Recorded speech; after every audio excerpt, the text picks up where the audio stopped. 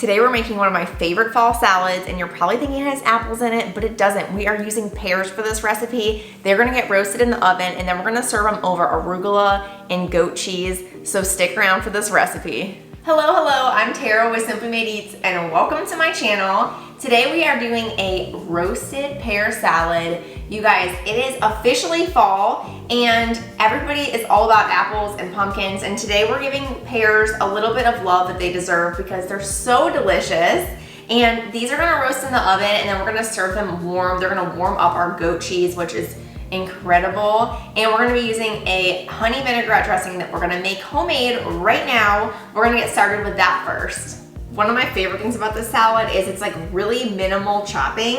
I feel like sometimes like you just get so involved in salads, like it's just, you're just chopping up a million ingredients. And this is just really simple. We're gonna start by chopping up a shallot. We just need a teaspoon of shallot and then about a quarter teaspoon of garlic. So when you're chopping a shallot, you want it to be really similar technique to an onion. I find the easiest way is just to chop it just like this, and then give it one nice little slit like that. And we want it really nice and minced because it's going in our dressing. Nobody wants a big chunk of shallot in there. Kind of like garlic. And this is just gonna add so much flavor to our dressing. I really like adding shallot versus onion, especially if you're only gonna leave it in the fridge for a little bit. It just adds a really nice pungent flavor. And shallots are a lot like onions. They will make you cry. So be ready for that. Does anybody have big plans this upcoming weekend? We still haven't gone to the pumpkin patch or apple picking. Like those are like my favorite things to do in the fall, but we'll get there. We're almost past apple picking, so I really probably need to do that this weekend. Once you get that all chopped up nice and fine, you can just go ahead and add it into a bowl, or this is my favorite way to do it, is a mason jar with a cap. I love doing salad dressings in here because you can just add the lid on, shake it up, and then this will stay good in the fridge too. So if you don't use all the salad dressing up, which I usually do, then you can save the extras for later. Next we've got garlic, and we're just using a small clove for this one. We only need a quarter teaspoon. You don't want it to be too garlicky. And this dressing really only makes like enough for probably like 2 salads. So you can always like double it up, triple it up, keep it in the fridge for the week, so you can just add this to, you know, all those yummy salads. It's like one of those versatile dressings. It's kind of like an apple cider vinegar where you can like almost put it on anything. If you're ever having a hard time chopping garlic, just add a little bit of salt to it. It's like acts as an abrasive, and it'll kind of just make it stay in the same spot. You can see it's like a lot easier to work with. Then once you're done with that, go ahead and add it into your salad dressing bowl. Okay, so next into our honey vinaigrette, we've got a quarter cup of olive oil. We also have some white wine vinegar. And everything is linked in the description, so don't worry. Lemon juice. I like to use fresh lemon juice here. And some honey.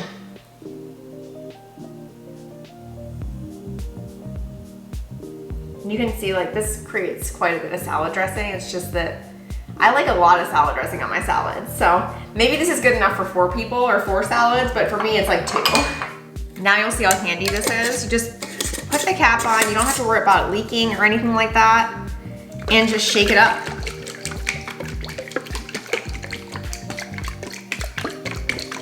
Then we'll just stick this in the fridge and let all those flavors get nice and yummy while we're making our salad. Next, we're gonna preheat the oven to 350 degrees. The next thing we're gonna do is slice our pears in half, and you want your pears to be like where if you push on it, it gives in a little bit. You don't want them hard. They need to be on the softer side, but also like not mushy. So what you're gonna do is you're just gonna slice these in half. You can see how easy it slices in half like that because it's really perfectly right. And then I like to just kind of like cut the stem out a little bit. We're gonna scoop those seeds.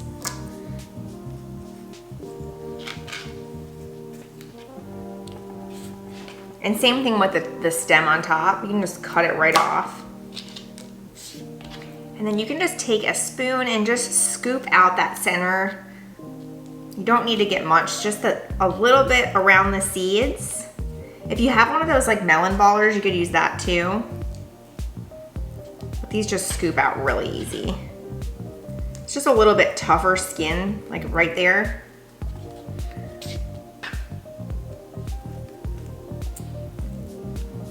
Once I get these cut in half, I just cut 2 pieces of tin foil about this size. And then I'm just gonna give them a little bit of a drizzle of some olive oil, just a tiny bit. And I've got a little bit of salt and pepper that I'm gonna season these with.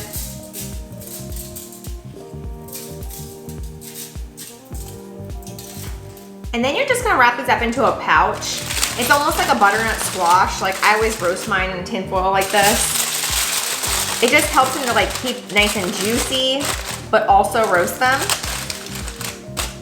Next, we're gonna pop these in the oven for 20 minutes in my squeaky oven. I feel like I'm never gonna WD-40 it. Now it's just like it has to do that when I open it.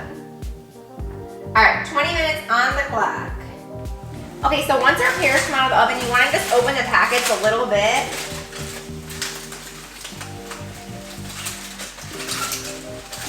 And we're just gonna allow these to sit here for about 10 or 15 minutes before we serve them on our salad. We want them warm, but not really hot.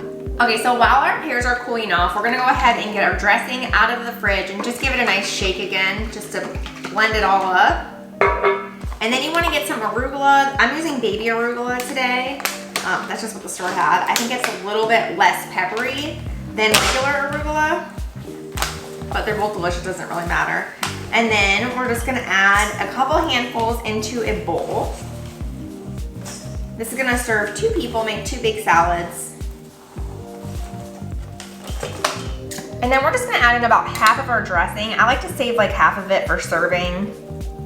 That way if anybody wants more, they can just pour some on there. And then take some tongs and give it a nice toss.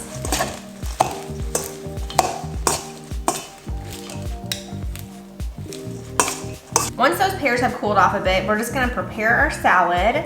So I'll let you just add a nice bed of arugula. Then we're gonna top it with some crumbled goat cheese. I love goat cheese, so I use like about 2 ounces per salad. If you like it a little bit less, you can use less. You could also probably use like feta cheese on this. But the goat cheese is like really the best because the pears melt it and it's so good. Next, we're gonna add our warm roasted pears right on top like that. And then we're gonna add on some glazed pecans. I just bought these from the store.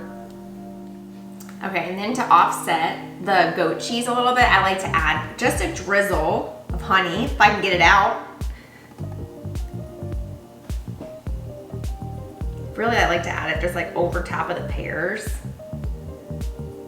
Yum.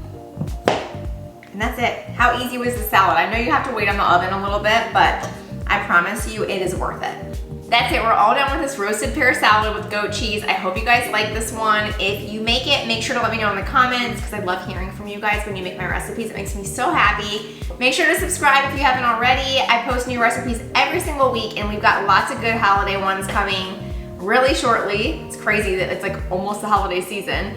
But make sure to subscribe and I will see you next week. Bye. I'm not even gonna act like I haven't been eating it because it's so good. Y'all, if you love goat cheese, this is like your salad, I promise. It's kind of messy to eat though.